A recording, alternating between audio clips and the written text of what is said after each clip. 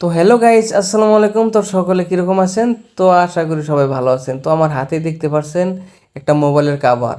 তো আমার কাছে একটা ভিভো Y56 মোবাইল আছে, সেই মোবাইলের ব্যাক কাভার নাই। তো ভাবলাম একটা ব্যাক কাভার অর্ডার দেই।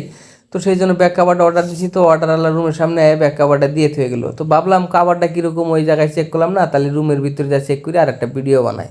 তো ফাইনালি বন্ধুরা পার্সেলটা রুমের ভিতরে নিয়ে এলাম, আওয়ার পরে জুনায়েতের মায়ের কাছে দিলাম, তুমি পার্সেলটা আনবক্সিং করো আর আমি ভিডিও বানাই।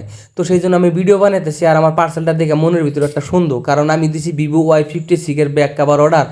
আর ও পার্সেলওয়ালা নিয়ে এসে কাভার অর্ডার দিছি ঠিকই, কিন্তু পার্সেল আইসে আমার হাতে এটা হয়েছে তোমার যেটা ভিভো Y56 না, ভিভো Y75 এসে।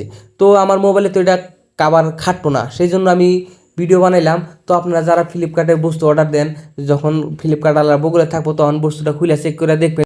তো ফাইনালি বন্ধুরা এই খাবারটা পাই আমার মাথার মেজাজ একবারে গরম, কারণ এই পার্সেলটা তো আমি এখন আনবক্সিং করছি। তো পার্সেলার ফোন করছি, পার্সেলারা কয় আমি একটু পরে যাবো, যাহেরা তোমার পার্সেলটা আমি রিটার্ন করে নিবো। তো আজকের ভিডিওটা অতটুকু, দেখা হবে পরবর্তী ভিডিওতে।